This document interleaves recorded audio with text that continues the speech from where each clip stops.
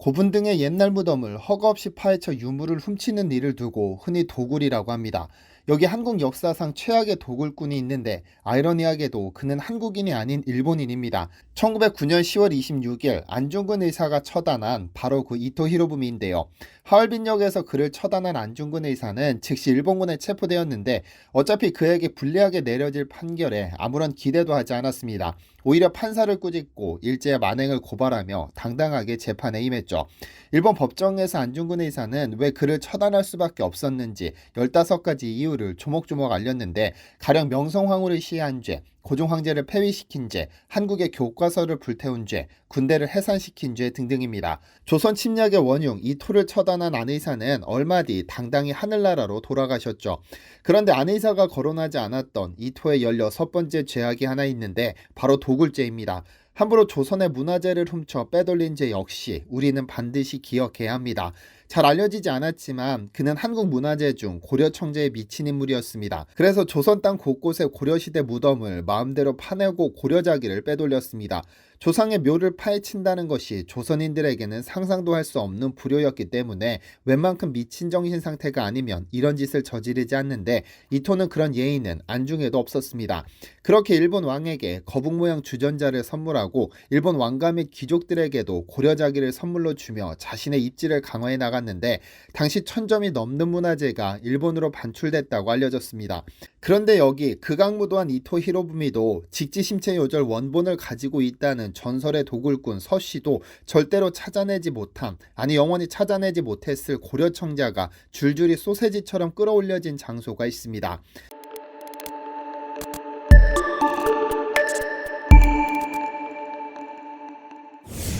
안녕하세요, 디스멘터리입니다. 지난 2017년 3월 중순 전북지방경찰청은 갯벌을 훑으며 낙지잡이를 하던 어민 9명을 불구속 입건했습니다. 이들은 매장문화재 보호 및 조사에 관한 법률 위반 혐의를 받고 있었는데 주거지에서 문화재 9점이 발견됐기 때문입니다. 경찰 조사에 따르면 이들은 충남 태안군 일대 갯벌을 돌며 낙지잡이를 하는 것처럼 속이고 갯벌에 매장된 고려청자 등 도자기 9점을 도굴했는데, 몇십억씩 호가하는 국보급 문화재는 아니지만 고려시대 생활상을 엿볼 수 있는 아주 중요한 유물이었습니다. 그런데 재미있는 점은 보통 고려청자라는 것은 옛 조상들이 부장품으로 함께 묻혔다고 알려져 있는데, 어떻게 조개나 줍고 낙지나 캐는 갯벌에 고려청자가 매장됐느냐는 점입니다. 그런데 이들이 고려청자를 도굴한 지역에 주목할 필요가 있습니다. 충남 태안입니다. 보통 바다의 경주라고 부르는 바로 그 태안 말이죠. 아래에서 더 설명하기는 하겠지만 태안을 바다의 경주로 부르기 시작한 것은 2007년입니다. 우리나라 유물 발굴 역사를 뒤집어 놓은 중대한 사건이 태안 깊은 바닷속에서 발생했기 때문입니다. 한국 역사상 최악의 기름 유출 사고가 발생하기 7개월 전인 2007년 5월 14일 밤, 쭈꾸미 잡이가 생업인 어민 김용철 씨는 이날도 신진도 부근에서 생업에 매진 중이었습니다. 이날 김 씨는 기분이 상당히 좋았는데 전날 밤 꿈 덕분입니다. 꿈속에서 그는 바닷가에서 마음 놓고 물장구 치고 놀았는데 어민들 사이에서 수영하는 꿈은 상당한 길몽으로 여겨집니다. 그날 잡은 총 800여 마리의 쭈꾸미 중 한 마리가 조금 특이했는데요. 보통 쭈꾸미는 생존을 위해 소라 껍데기 속으로 들어가 폐각류나 돌 등으로 입구를 틀어막는 특성이 있는데, 그중 유독 푸른 빛깔이 도는 녀석이 있었던 것이죠. 이를 꺼내보니 비색을 띤 작은 접시였습니다. 이상하다 생각하고 주위 동료들에게 알렸는데 유물일 수 있으니 지자체나 경찰서에 신고해야 한다는 의견을 들었습니다. 살뒤 그는 태안군청에 이를 신고하게 되는데요. 이 사실은 언론에 지대한 관심을 받게 됐고 관계기관의 조사가 이뤄졌습니다. 조사 결과 쭈꾸미가 끌어올린 푸른 접시는 고려청자라는 사실이 확인됐고, 이것이 그 유명한 태안 쭈꾸미 고려청자 사건입니다. 국립해양문화재연구소는 즉각 태안의 대섬 앞바닥 아래에서 긴급 탐사를 실시했는데, 그 아래에서 청자 유병 9점을 수습하고 주변에 다량의 고려청자가 흩어져 있다는 사실을 확인했습니다. 이 탐사 지역은 이미 언론에 공개된 상황이었고 도굴 위험성이 높아졌기 때문에 문화재청이 조사 해역을 문화재 보호구역으로 지정하는 등 어로작업 및 수중 잠수 행위를 금지하는 현장 보존 조치를 취했는데요.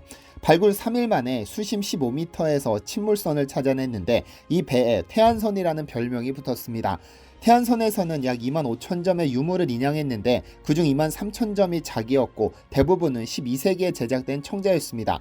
대부분 지푸라기와 목재를 이용해 묶어 포장한 상태였는데 그중 백미는 사자머리 모양 향로 2점이었습니다. 두 향로 모두 날카로운 이빨과 매섭게 뜬 눈이 예사롭지 않았고 두꺼비형 벼루도 꺼내 올렸는데 이들 모두 보물로 지정됐습니다.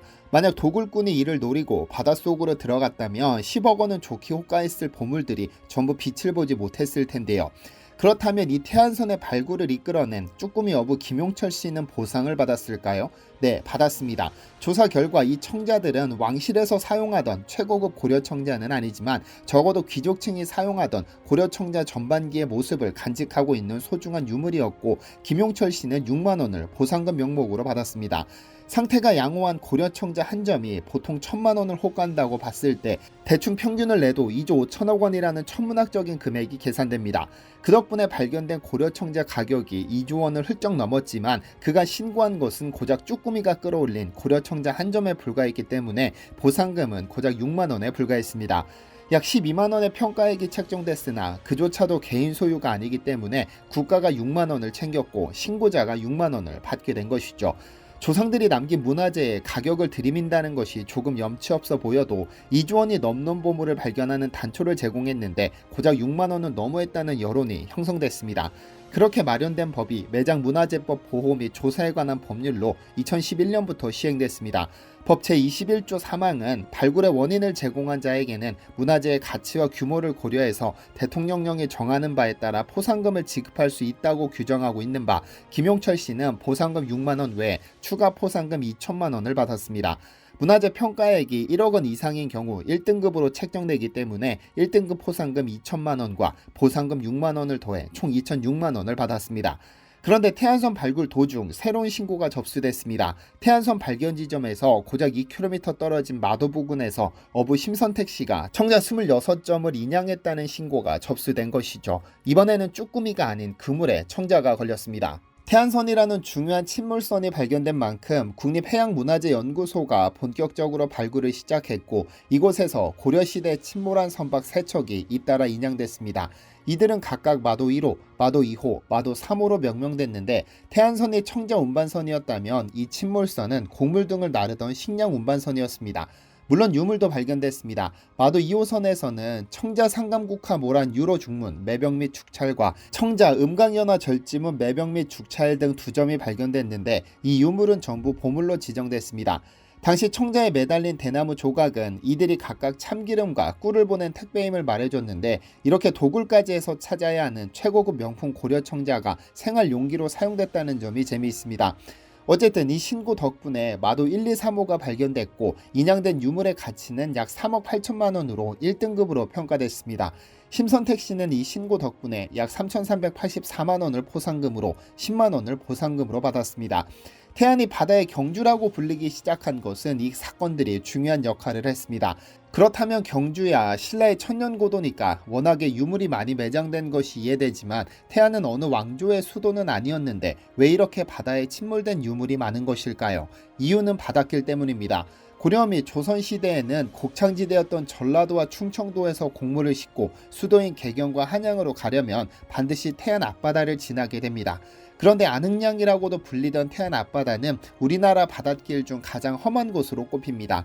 명량해전으로 유명한 전남 해남의 명량, 황해도 인당수, 김포 손돌목과 함께 4대 험지로 알려져 있습니다. 태안은 특히 짙은 해무와 바다 밑에 숨은 암초가 헤아릴 수 없을 정도로 많아 옛날부터 배지옥이라고 불렸었습니다.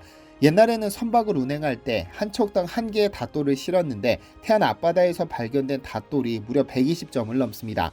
최소 100척 이상의 선박이 침몰했을지도 모르는 겁니다.